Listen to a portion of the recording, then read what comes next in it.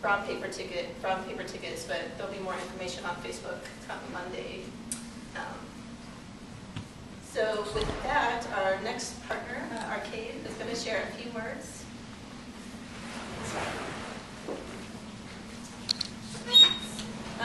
Hi, I'm Erin, and I work for Arcade. Some of you may have received these magazines as I was walking around and handing them out. Arcade is a nonprofit organization based here in Seattle, and our mission is to incite dialogue about design. And we do that through our quarterly magazine, which you see right here. We also put on events and partner with like-minded organizations in the area. And we send out a weekly calendar of different design events going on that all the different organizations are putting on. We're also going to be, we're in the process of rebuilding our website, which is going to launch in September and include an interdisciplinary calendar of all of the different design events that are going on in mostly Seattle, but the greater Northwest also. And we're hoping that'll be a really great community resource for people who are like you guys, who are interested in learning new things and getting out and meeting each other and using design to make our world better.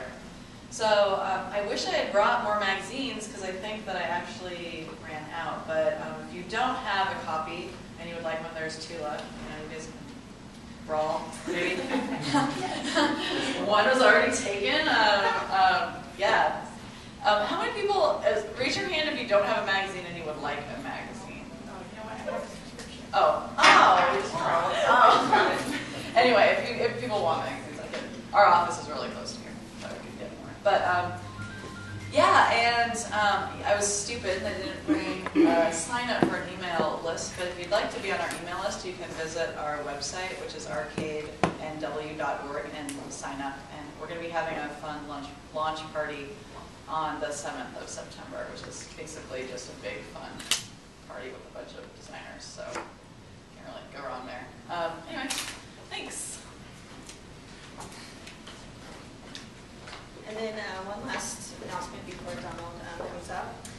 Lauren and GGLO have been opening their space to us all summer long for our events. They do this, the space is meant for community events. And so they host a lot of different brown bag lunches and different evening events. So I'd like to thank Lauren and GGLO for doing that for us.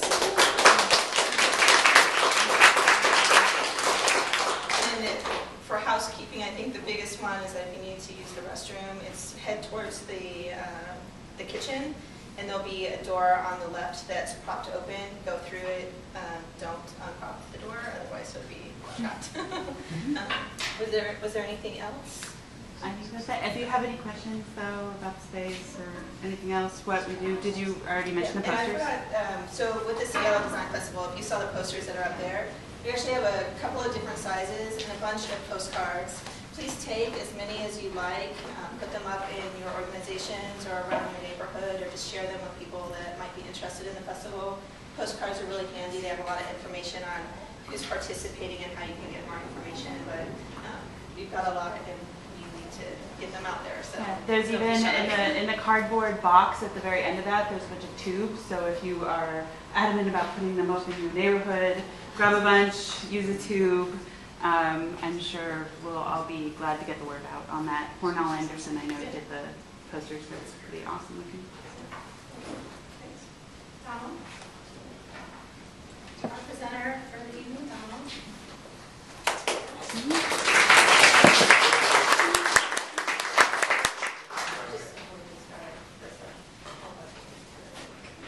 Okay.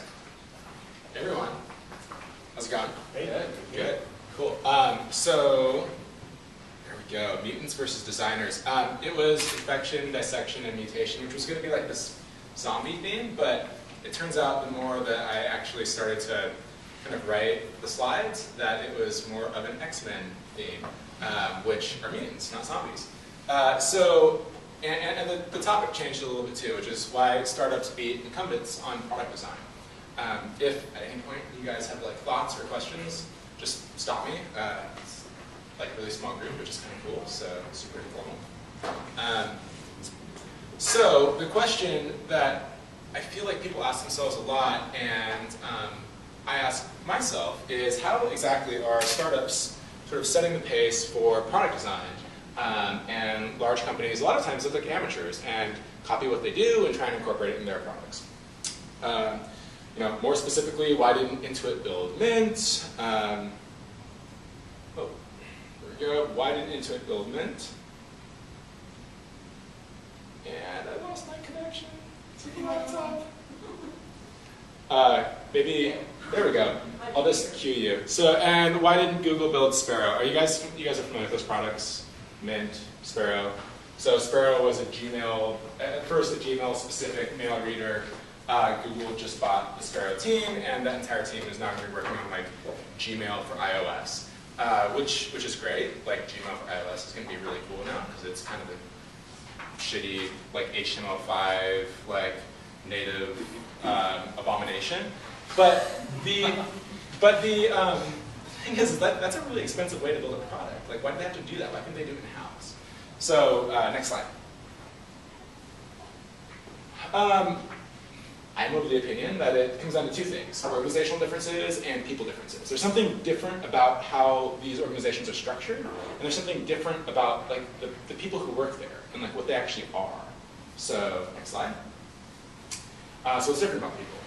I'm just going to do like hand motions. These are, yeah, that happens next. Sorry. So they're not people. They're actually X-Men. This will be much easier. Okay, so X-Men. For those who aren't familiar, X-Men are like Marvel comic books superheroes. They're mutants who sort of live above human, or live like within sort of the human world, and they're not just like mutants, like freaks of nature. They're actually like the next sort of evolutionary step, right? So like if humans evolved from apes, like the X-Men and the mutants in that universe like evolved from humans. And so humans are sort of like the Walking Dead. Like they're the dinosaurs of this world, right? And in the world of X-Men, like being a human sucks. Like in addition to the fact that you have like awesome powers, like you're generally kind of a dick and you're trying to like kill the mutants. So next slide. So the question that I try to ask myself a lot is like, am I a mutant or am I a human? Well, what type of designer am I? Am I like a human factors person? Am I an interaction designer? Am I a visual designer? Am I like a user experience designer? And that's like a really long bullet point because I have a serious beef with like user. I don't know what that means. Does anybody know what that actually really means? Like I feel like if we can get like more than 2 people in this room to agree on like what user experience designer means, like I'm going to buy everyone a beer because I just don't think it's going to happen.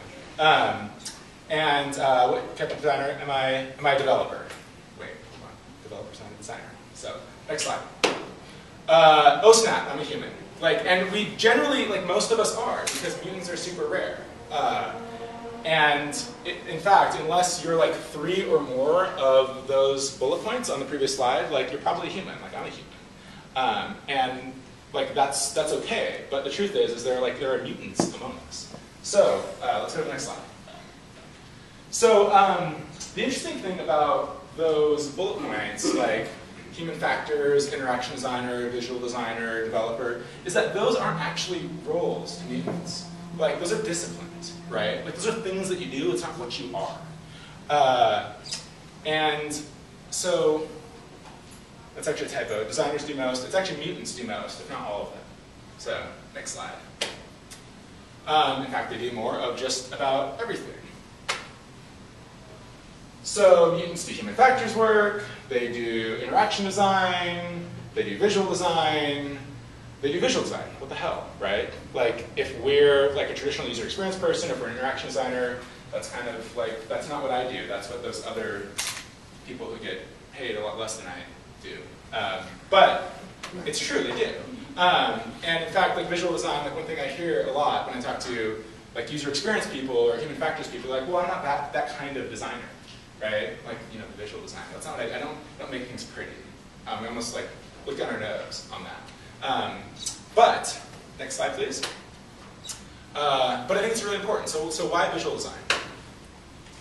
I believe, and I'm like willing to debate this, that how it looks versus how it works is like a totally false dichotomy. It was probably invented by somebody who wasn't like a really good visual designer who was a good interaction designer or user experience person. That's just my opinion. So as an example of that, like Tesla versus a Chevy Volt. They're both electric cars, but Tesla looks beautiful. And I believe that the way that it looks fundamentally informed the way that it works. Like it looks faster, it is faster, right? The Jura coffee maker versus the Keurig. It looks beautiful. It actually makes better coffee. I don't think that that's a coincidence. The Dyson versus everyone else, a vacuum cleaner. Like how much more boring of a product could there be? But it looks amazing and it actually vacuums your carpets better. To bring it sort of more back down to our world, Airbnb versus couch surfing. It's fundamentally the same thing, right? Airbnb looked beautiful. It actually works better. It's a better experience. Etsy versus eBay. So how it looks informs how it works. The other thing that mutants do is mutants write code, which is sometimes sacrilegious when you're talking to designers. Yeah, exactly. So why should designers write code? I have good friends who debate me on this, but I'm pretty biased. So a craftsperson understands her medium. So imagine a sculptor who had never chiseled stone. Or I was having a conversation at lunch today with a friend of mine, and he said, imagine a composer who had never actually played an instrument. A landscape architect, or an architecture firm, sort of apropos, who had never planted a garden or studied water runoff, erosion, things like that. A real estate developer who never pounded a nail or studied building code. Printer who never made paper. You guys get the point. Like if these people simply imagine things and then hand it off a spec to somebody else, we would be like, that's insane. Like you can't just draw a picture of a building and expect it to be built. You can't be like, I want it to sound like this, and hand it over to a group of musicians. They're going to interpret it, and likely they're going to be pissed. And I feel like this is a lot of what designers face in large organizations. They have a vision for something, and if they aren't actually the person implementing it, it's subject to all sorts of interpretation before it actually gets delivered to an end user. And that can be really frustrating, right? So anyway, writing code is crazy. People yell at me about it. They think I'm nuts. But this is what mutants do. So these people don't really exist, though, right? Like, who are these people who actually do 3 or more of those things on that slide? It turns out they actually do exist. Next slide. We do. Sorry, I'm supposed to have this remote. It's supposed to be really fast. So Ben Silverman, he was a co-founder of Pinterest. He's like 19 years old. He's a designer, he's a developer, he's a business person, and he's so good at all of these things that he's actually already on the next thing. He's like, you know what, Pinterest is like yesterday's news. Like, I'm on to the next big thing. And I forget exactly what it is, but I read some article on Fast Company, and it's actually something totally reasonable and awesome. And he's going to build something again. And so Ben, and our summer intern. So I have a company, it's called LIFFFT, and we were asked to go to a career day at Franklin High School and talk about, I don't know, either writing code or doing design. And this kid comes up to us, we're like, what do you do? And he's like, oh, I make iPhone apps. And we're like, that's cool, man. How many iPhone apps have you made? And he's like, oh, I have 3, they're in the App Store. It's like, oh, cool, so you write code? He's like, yeah, but I'm really more into design. I really, design is where my heart is. It's like, I write code, but that's just sort of the means to an end. And we're like, wow, where are you going to go to college? He's like, I don't know. Well, don't you know, that's kind of important. He's like, dude, I'm a freshman. I just got here. And we're like, holy shit, right? So, so that's the point of this next slide, which is do these people really exist? Yes, it's those 2 people plus every future designer under the age of 12. Because fundamentally, I believe that is the next evolutionary step. Just like in the X-Men universe, humans are sort of like the Walking Dead, the dinosaurs. I think that these types of people are the mutants. They are the next evolutionary step in terms of design. Next slide. So imitate yourself, right? Because if you can't beat them, join them. So the interesting thing, though, is that mutants on their own weren't X-Men. If you read the comic books, I don't know if anybody here actually read X-Men or see the movies, maybe the movies. A couple more hands. I'm feeling I feel like I shouldn't feel nerdy in a room full of like developers and designers, but I do. Mutants who weren't actually X-Men, because they were sort of like this freak of nature, they were often sort of maligned outsiders in society. They were preyed upon by like, you know, the evil humans who were in positions of power just because they happened to be born first, right? And they happened to control all the large institutions. So mutants didn't become X-Men until they found Xavier's School for Gifted Youngsters. And Xavier was a mutant himself. He created this school. He created, fundamentally, what's important to us is he created a place where these people could come into their own and exercise sort of all of these powers that they had among a group of like-minded peers. I have no idea what the next slide is. This was a special place. It was. It was a special place, actually. So I haven't read the comics for years, but I did a little bit of research last night. I was like, what did they actually do at this school for gifted youngsters? One of the things actually was learned computer science, which I thought was funny. And they learned history, they learned like hand-to-hand combat skills. So anyway, yeah, all of that. So these new types of designers, mutants, need the right environment as well.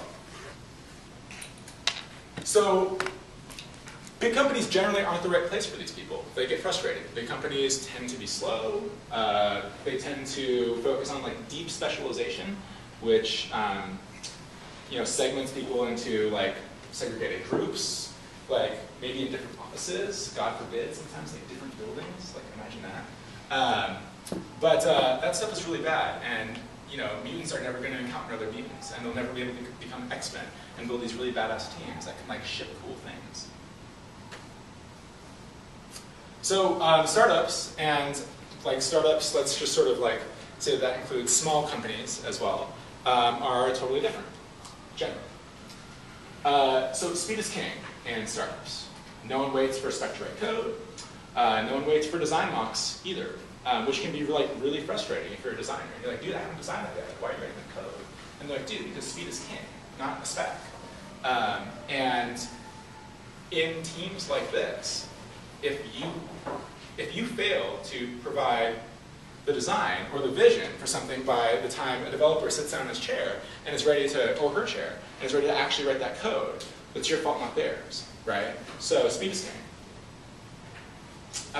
They tend to work in small, cross-disciplinary teams. Like the idea that you would be in an office or another building is an anathema to the way that they work. And their environment is different. The actual physical environment. Like this space, I feel like, is a lot closer to sort of what we think about, like when we think about, you know, I don't know, I was going to say Twitter, but don't even start it anymore. Whatever, like small companies, co-working spaces, we sort of know what these places look like, or we have a vision for what they should look like. Lots of open desks, like post-it notes everywhere, whiteboards everywhere, maybe a few Nerf guns lying around. Like, the Nerf guns aren't the point, the water balloons aren't the point, the kangurator isn't the point. The fact that, like, you can't help but see what's going on with your group of peers. You can't help but overhear what the development and implementation team is talking about if you're the designer on the team. And you can't help but chime in and adjust, like, in real time, like what you're actually working on. Yeah, that. And this, too, because it turns out that these mutants code. They're X-Men. Yeah, so that.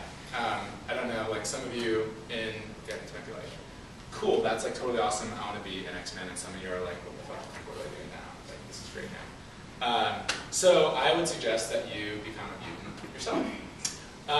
And like, you know, that means fundamentally like fill in those gaps. So if you're a human factors person, maybe start thinking more about interaction design. And when you feel comfortable there, maybe get into visual design. And if you really are feeling ambitious, like go to codeacademy.com and learn to code, and then you can start implementing your own stuff.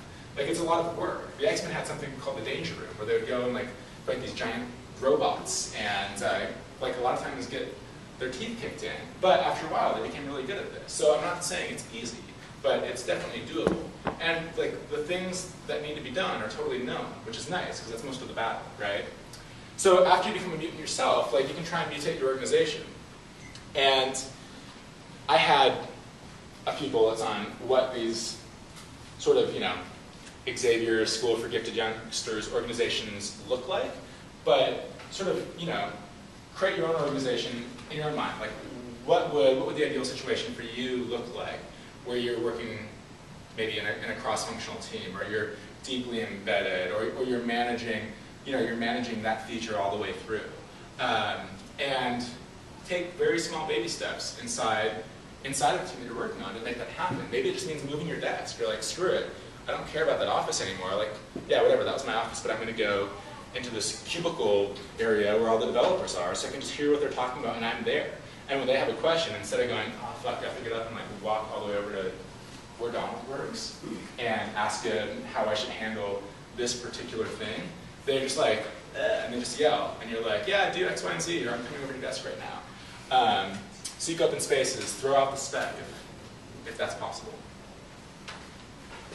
And what if my company won't change? The X-Men didn't have it easy. Remember, if you truly find yourself as a mutant in an organization full of humans, like, that can be really frustrating. You can be maligned, you can be preyed upon, you can be ignored, and that's not fun. So, in the comics, they found the school. You might actually have to go find your own if your organization won't change, right? The mutants didn't change the world sort of organically on their own. They coalesced in a hub.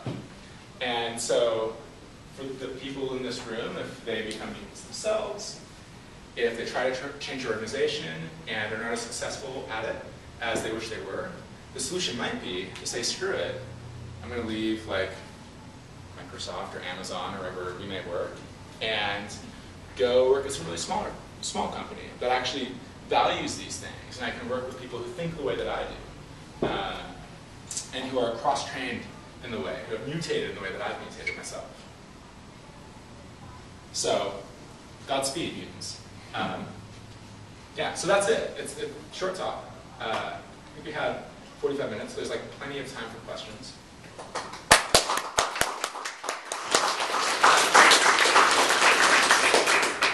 I like, more than anything else, like, I love to just facilitate a discussion. So, does anybody have thoughts, questions, things like that? Yes, you do. Yeah, so you talk about basically kind of personal power, one person doing similar things. So how do you compare with the kind of other side of that, which is that multiple people working on different things, but collaborating really well? One person's power is eventually limited. How much you can do. If you get a bunch of people. Yeah. Yeah, so there's like, it depends on the type and the nature of the work, right? So like, context matters, but having the ability to be super flexible in what you're actually doing gives you lots of flexibility. And what I've seen a lot of times is there's like, in any sort of product development, there's sort of like this ethnographic design research phase, which is like, there's this either problem or opportunity space that we're investigating, right? Like, we think that, what's a good example of something that I can talk about? We think that people have a really hard time shopping for hairbrushes online, because everybody's hair is different, and brush bristles are spaced differently, and people can go on Amazon, they don't know which type of brush to buy. So you do all the sort of like ethnographic, like research work, and see how people brush their hair, like the behaviors they have around shopping for hairbrushes and all of this stuff. And you could be working in a sort of cross-disciplinary team, but if you're strictly the ethnographer, even if you're deeply embedded, you're going to run out of stuff to do pretty quickly. And then what's going to happen, or what I've seen happen, is you sort of do like that unit of work, and then it gets maybe handed off to an interaction designer who does a unit of work, or hands it off to a visual designer, who then hands it off to some developers. But by the time the developers have questions about like the original sort of like ethnographic research, or about the sort of like the flow of the application for the interaction designer, like those people are already onto something else, right? And they may be accessible via email, or it can be pulled into a meeting here and there, but it's very different than having that person be like deeply embedded and like participatory in the entire process. And in big companies, don't know how to manage this very well. Like big companies still treat building software like factory work, right? Like there's like this one machine and it spits out cogs, and then there's another machine over here and it like files the cogs down to the right spec, and there's another machine that like sorts them by size. And big companies generally still want their people to work like that. So even if you can do all those things, you might have a really hard time convincing the division that you work in to treat you that way, right? And to be like, no, I'm not a cog. Like, I'm actually a mutant, and I can do sort of the end-to-end, the whole. So I don't know if that answers your questions, or if anybody else has any like thing to weigh in on that. Are there hands? Like, you gotta like raise it really high. You gotta be aggressive, because I'm like. Well, I guess I would follow up quickly on that last point. Wouldn't use that the factory metaphor, and that's sort of how we are structured. That is the default structure, even not just in those big, giant companies, even the small companies, even the ones that are fairly, doing really progressive stuff. Yeah. But we're not fat. We're not. The outcomes are very, very different. And what's, when you're doing essentially, I think most of us are doing more of product development or some sort of design and development of new things that don't exist already, as opposed to the next Lexus that comes off the line and needs to be exactly like the last Lexus. So there's a lot of things that come out of that difference, like variance for one thing. Yeah. I mean, so when we use these patterns that have been developed for factories, and for making pig iron or something like that, like it's maladapted for the variance of outcomes that you need when you're developing products. Yes. If you look at the greatest things that have been developed, all these great inventions, you look back at the history of it, and they weren't even trying to solve the problem they solved most of the time, right? I mean, so I don't know if you follow that, some of the science around more like, not science is not the right word, but like practices that have come around about product development, where you said like not doing it in a way where you hand it off to the next group, they hand it off to the next group, how you do it together, how you work in smaller teams, how you reflect usually some fixed schedule. Yeah. Maybe every 2 weeks you get together and talk about what did or did not go well. Sure. I mean, so that's what I think is like. One of the differences when you develop why do you need variance, and how do you sort of grow that, but also do discipline, apply discipline and focus, and get everybody moving in the same direction, like you do. Understanding of the problem. We're all focused on one problem and you understand it. So that, obviously I think a lot about this stuff, but the need to, the differences between that factory mentality, factory mindset, and factory practices versus product development. That, good practices. There's never one right answer. No, of course. And it's not that treating software development or product development like a factory doesn't work. Like, it does work. Like, products come out the other end, right? And people use them, and some people really like them. But it turns out that sort of this other model of work seems to be sort of setting the pace, right? And setting the bar for design. It's hard to scale. So you think about it, so with startup, and content is king, and speed, pace to market is really important. Yeah. That's most of the products that are being put out in that regard have a very finite scope to it. So if you're going to scale something up to the scale of Amazon, or a new major product in terms of users, or in terms of like team members? Both. Okay. Getty Images, half the technology companies in the city. you know, the detriment on just gross revenue for a dev team or multiple dev teams releasing an inaccurate product is pretty serious. Yeah. So, you know, what I think about is that, or are you a designer or a developer, or both? But what's your job, at least? I don't per the conversation. Like whatever's needed, both. Really. So, yeah. so when if you have a team of developers, Yeah. for every hour they spend developing, Yeah. a team of designers, for Yeah. every hour they spend designing, they build up a certain level of expertise. Yeah. You know, and it's hard to say that somebody that splits their time between both is going to be as good at one skill set or another Yeah. for the same amount of time that a dedicated person is doing it. Uh-huh. So what I think about on a larger scale of product Yeah. is communication. Okay. Is the ability for designers and developers to communicate at the same level. Nice. So it's not so much that I want a developer to be able to design or a designer to be able to write code, Yeah. as much as it is for a designer or developer to talk to each other at the same level. Sure. Are there any like best practices or tools that you've seen that have worked like really well to facilitate that? Agile methodology helps out a bunch. Any particular flavor or foo? Mainly just the idea of iteration work and daily scrum. Okay. Whether it's Kanban or Scrum or iterations or, you know, extreme code or whatever it is, like Okay. pick your flavor, Yep. daily Scrum, and incremental work. Yeah. So really tight feedback loop, small batches of work.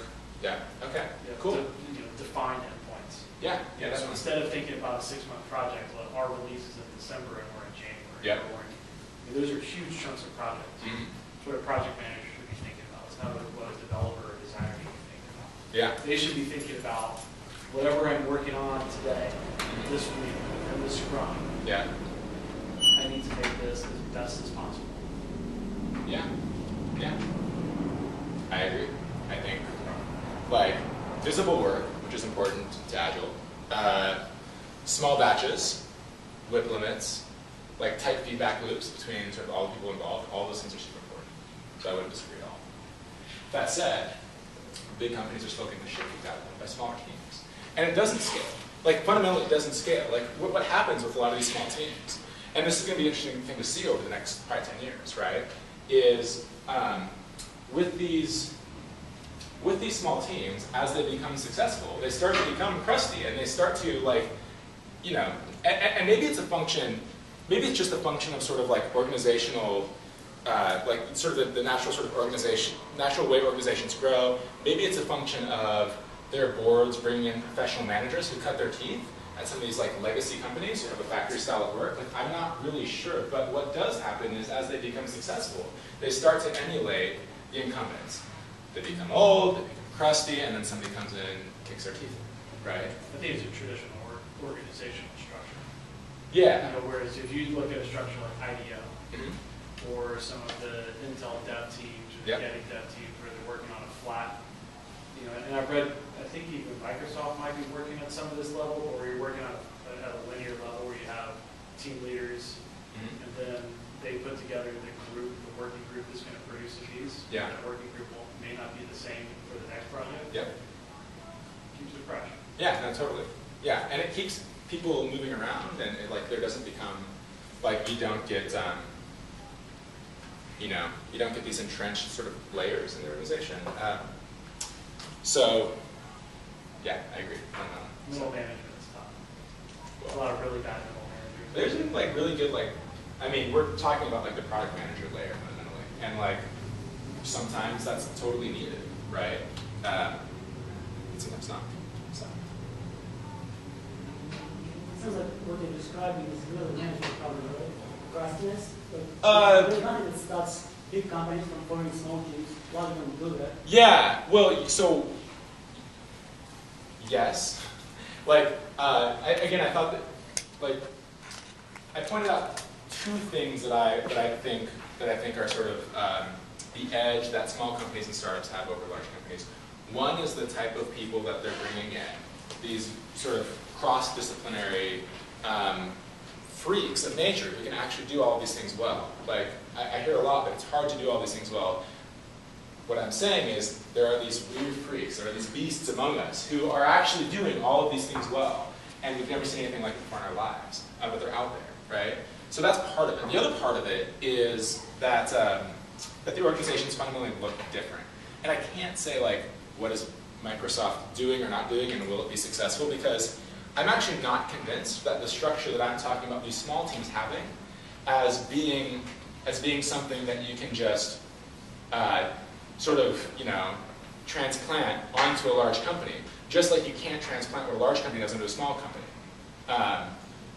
But I do know that, or I am confident, that the way that small teams work does let them move faster, learn faster, and get out better products more quickly than the incumbents can. So. It's also the right way. I don't disagree with anything you're saying. Yeah. I mean, it's just like, Yeah. you know, some people need do A, they Yeah. do B, they do C. Yeah. That's the environment that they thrive in. And they're really good at that. Yeah. Other people, that's like this crushing mentality of like overbearance and micromanagement that they just can't deal with. Yeah. No, that's definitely true. But they also deal with different constraints and requirements. Like when you're a startup, you most likely will not have a lot of traffic tomorrow and week after tomorrow. But when you're a mature company, how many designers want to spend a week polishing code just to make sure it scales to 5 million people? Right? Not many. Not many. Yeah. Right. So they're very different. Like, this cross-disciplinary folks. They do have a recruiting advantage, that's true. They pay less generally, but they do have a recruiting advantage. So, you had a question. Oh, I was going to say that one thing that you brought up that I think is interesting is that it seems, to my experience, has been helpful for myself and also working with other people, is even if you're not like a full mutant, it's really, I think, like you were saying, like if you're like a designer, you're doing software or web work, knowing, you don't have to be great at coding, but like knowing the material in which you were trying to design for, which is code, that adds like a different, it makes it so you can work with a developer much better, even if you're not up to speed with your development skills, that you could be working fast enough to be productive in like a professional setting. Having that sympathy and that understanding. And on the other end, like I really like working with designer developers, even if they're doing most of the developing, because they don't like they understand what I'm thinking of if I'm doing most of the design work. Or like another version of I guess what you're talking about is like there are people find this like mind-boggling. If you can write and also do visual design work, it like blows people's minds. You know, they don't believe you, but. Yeah, like working with a designer who also has pretty good verbal language skills if you're doing any sort of advertising or anything like editorial work, so much easier, so much better, and like likewise going the other way. So I think I've personally encountered situations in my life, even at small companies, where it's like, as a young person, you're instantly discouraged from being a mutant. It's like, you need to specialize. Yeah. You can't do it all. Sorry, don't be interested in all of it. And I guess I'm interested in people in the room if that is a common, I think it's starting to change because it has to, because there are these people who can do all of these things really well, and so they can quickly adapt to different project needs and things that are going on culturally and like spit stuff out, because they don't have to coordinate between a million different people, you know? But yeah, I mean, I'm wondering, especially like at bigger companies, if you guys encounter that, or if when you're interviewing, if that's like a pro or a con, or if that's something. It seems like some companies like IDEO are starting to be like, oh, this is good. We like this. You know, you're probably going to specialize, but we like that you can do, that you're interested. I mean, that seems like an important thing across design disciplines, you know? Yeah. Well, does anybody have any thoughts on that? Well, one thing is that as a consequence of the Great Recession, that suddenly, if you're only going to hire 1 out of 100 people, you can wait for the person who happens to have 5 skill sets.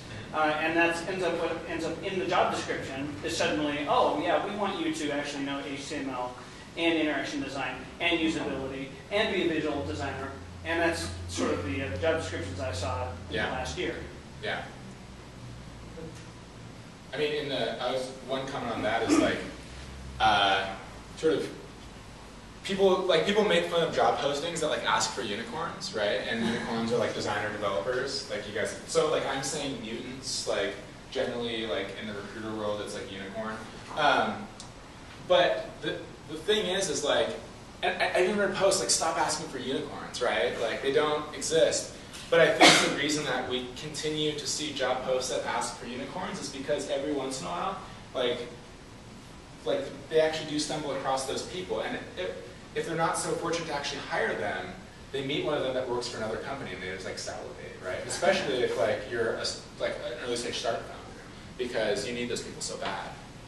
So I think people want something, you know, especially in the job posting world. I mean, you know, it's not me personally taking the budget out of it. Yeah. I'd much rather have one really good designer, somebody that's super conceptual, they can start with a blank slate and build something awesome, and somebody that's spent the equal amount of time on the development side, they can write code almost to a designer's art form level, and have the communication to talk at the same level. Yeah. More than I want the unicorn.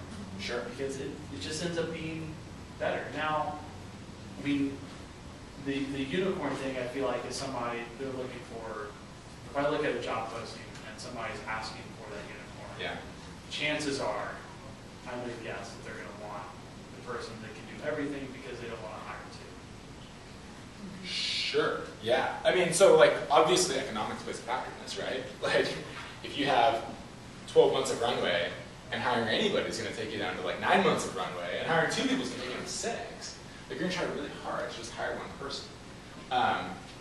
And I guess all that I'm saying or observing or throwing out there is like, I actually think that, you know, as weird as it sounds, like I think that those people are actually out there and they're going to like, more and more and more we're going to see, like I actually think that, and I'm not the first person who said this, I read it somewhere, I don't remember where, like, you know, being able to write code is the new literacy. Like I think that, right? And so we're fundamentally, like functionally, like illiterate society. And people are just now learning learning this new literacy. And just like it was probably, you know, crazy bananas in the 1700s, like all of a sudden all these little kids were running around like reading and writing stuff, as well as being able to go work a field, right? Because like historically, those were 2 different functions. You had scribes and you had like serfs in the field. Those are 2 very different things. God, you couldn't like work a field or build a house and also be literate. Like that was bananas, right? And then that started to change. And I think we're seeing another change right now. I might be wrong, but like I fundamentally believe that. So. Can you give an example of use case or unicorn in the real world? So I work at a big corporation called Microsoft. Some may think I was crusty and does things the whole stodgy way. I work at Big in core search, and when I first started, we were ramping up and hiring a lot of people, and this one guy came to the interview. He was a mutant. He was like a powerhouse. He could code, and not just a little bit, like, but he could build apps. He could build mobile apps. He could design. Like he understood typography. Like he could have like a full conversation around typography and letting and kerning and everything. He could do all of these things, and he could be an amazing communicator because he could communicate with all these different disciplines. And after his interview, I was like, well, of course we want him, right? But why would he want to work here? Like he would be, you know, he would be stifled. He wouldn't be able to use all of that skill set. And he ended up coming and joining the group. And Bing has a kind of a policy of hiring generalists, people that know a little bit about a lot and kind of focus in one area, like the T. And we all, you know, have our contribution, but you can see that he stands out because he isn't held back, he isn't limited, he can drive ideas through a lot faster than the rest of us, because we might have an idea, but we can only execute a portion of that idea because we don't have those other complementary skill sets. He has those complementary skill sets, so he can go and just not just have the idea, not just sketch it out in wireframes or write it out and copy, but he can actually put it together into a prototype and be able to present it, show it, instead of just talk about it. And he can get those ideas through a lot faster in an organization that has a lot of layers, that has a lot of management. This is something, that I'm always impressed by, and I think that just speaks to, this theory that you have that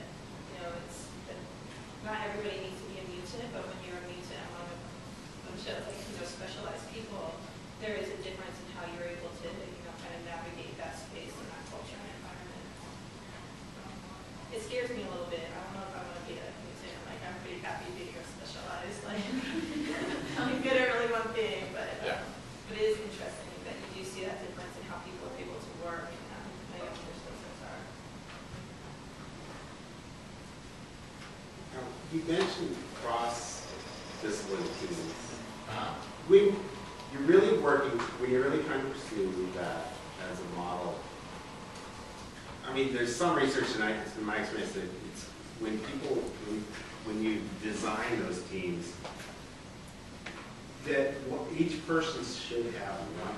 It works best. Those teams will function best when each person has one thing that they can do, one important, vital function that they can do better than their teammates. Mm-hmm. That they can do that one thing they can do, then they need to be able to be really functional. People, the members need to be able to do multiple things. Mm-hmm. But that having that one thing helps that team fit together much better. I mean, suppose if you have 2 or 3 people who are the same, they do the same thing, that's their specialty. Mm-hmm. They don't gel the same way. Has that been your experience? Or I mean, sure, yeah. I mean, at the end of the day, like, certain people are going to need to, if you have a team of 5 people, they can't all do the same thing at the same time, like nothing will shift, right? What's wrong with shit? But different people sort of exercising complementary disciplines that sort of represent the collective disciplines of the group. Like, of course, like that has to happen. And I should follow up, I guess, because that dynamic that I described makes each person necessary, and the other people in the team feel that need to have them there. That's sort of like the fertile soil that allows, really functional, high performing team. But I guess I would also follow up because the other side of that, it's important to note, I think, is that if you manage a team as a group, as individuals, if your management is assessing performance at an individual level, you shouldn't expect to have a high performance. You should set goals and hold them accountable as a team if you want. So, and this isn't everybody doing everything all at the same time. Like, I bet Kathy's mutant over at Microsoft probably exercises like a different discipline depending on who he's or she is engaging with at that time. And it might vary from like one meeting to the next. Like, they might walk into the 1 o'clock meeting and be wearing their designer hat, and then they might walk into the 2 o'clock meeting and be wearing their developer hat. I'm not sure. But generally, like, I think that's how it works. Certainly not everybody is doing everything all the time. So.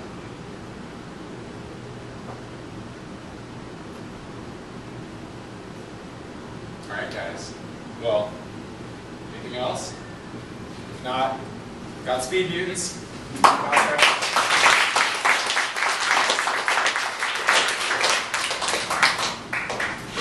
seem to have like lots of opinions on this. Yeah, Donald, eat this picture. Yeah, how do you get it? No, I'm going to try to interact with Oh, okay, nice. Cool. So, from a technical order, okay, cool. So you kind of sort of know. Yeah, this is part of our team.